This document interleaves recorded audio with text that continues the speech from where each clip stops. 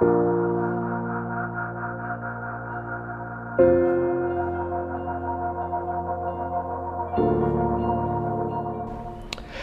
Bapak Ibu yang dikasihi Tuhan Yesus Kristus. Jumpa lagi dengan saya Stephen Matthew dalam Renungan Harian GKI Kebonjati. Tema renungan kita hari ini adalah kunci memiliki ketenangan. Ayat yang menjadi bahan perenungan kita diambil dari Kisah Para Rasul 6 ayat 8-15. Demikian firman Tuhan. Dan Stefanus yang penuh dengan karunia dan kuasa mengadakan mujizat-mujizat dan tanda-tanda di antara orang banyak. Tetapi tampilah beberapa orang dari jemaat Yahudi yang disebut jemaat orang Libertini. Anggota-anggota jemaat itu adalah orang-orang dari Kirene dan dari Alexandria, bersama dengan beberapa orang Yahudi dari Kilikia dan dari Asia. Orang-orang itu bersoal jawab dengan Stefanus, tetapi mereka tidak sanggup melawan hikmatnya dan roh yang mendorong dia berbicara. Lalu mereka menghasut beberapa orang untuk mengatakan, "Kami telah mendengar dia mengucapkan kata-kata hujat terhadap Musa dan Allah."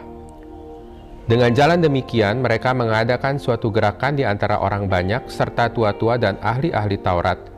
Mereka menyergap Stefanus, menyeretnya, dan membawanya ke hadapan mahkamah agama. Lalu mereka memajukan saksi-saksi palsu yang berkata, "Orang ini terus-menerus mengucapkan perkataan yang menghina tempat kudus ini dan hukum Taurat.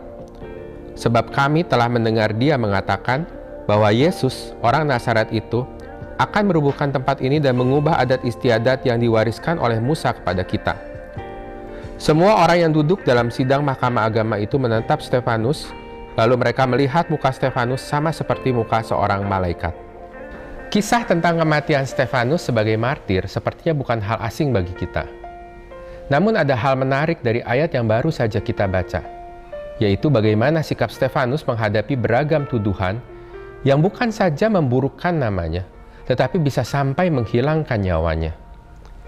Ketika beberapa jemaat Yahudi dan saksi palsu memberikan pernyataan yang salah tentang perkataan Stefanus, Stefanus tetap tenang.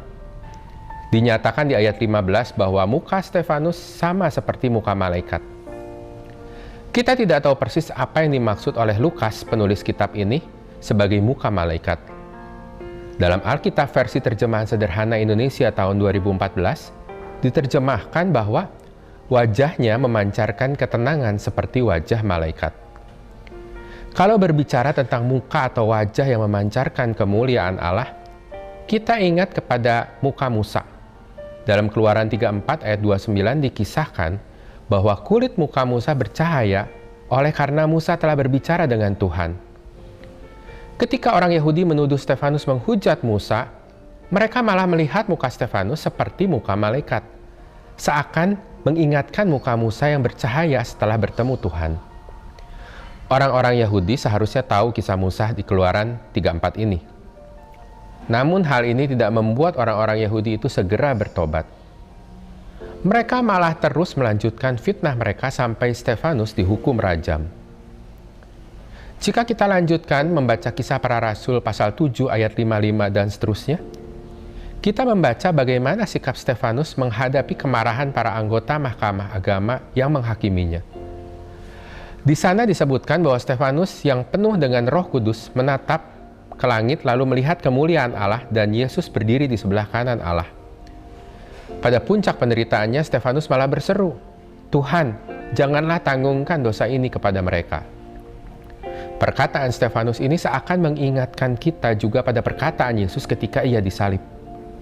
Yesus juga pernah berkata, "Ya Bapa, ampunilah mereka sebab mereka tidak tahu apa yang mereka perbuat." Lalu apa yang menyebabkan Stefanus begitu tabah menghadapi semua fitnah? Bahkan, ia mampu meneladani Tuhan Yesus sampai akhir kehidupannya. Jawabannya terletak di ayat 8, yaitu Stefanus penuh dengan karunia dan kuasa. Jika kita merujuk ke ayat sebelumnya, yaitu ayat 3, Stefanus termasuk salah satu dari 7 orang yang penuh roh dan hikmat.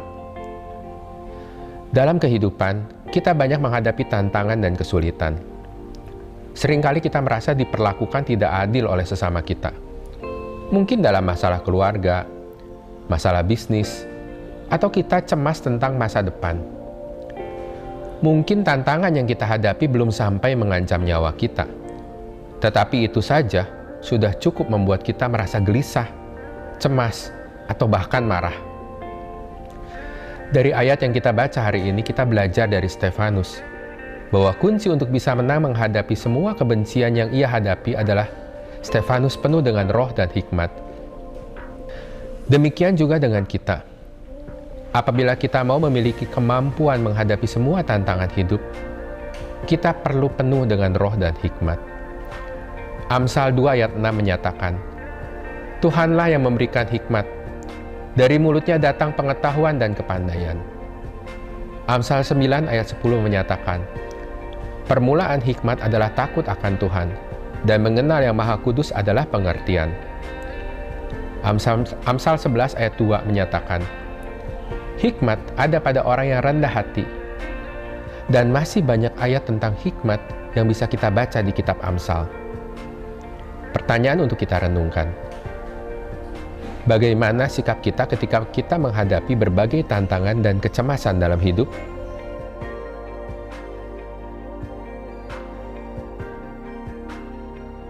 Bagaimana caranya agar kita bisa penuh oleh roh dan hikmat dari Allah?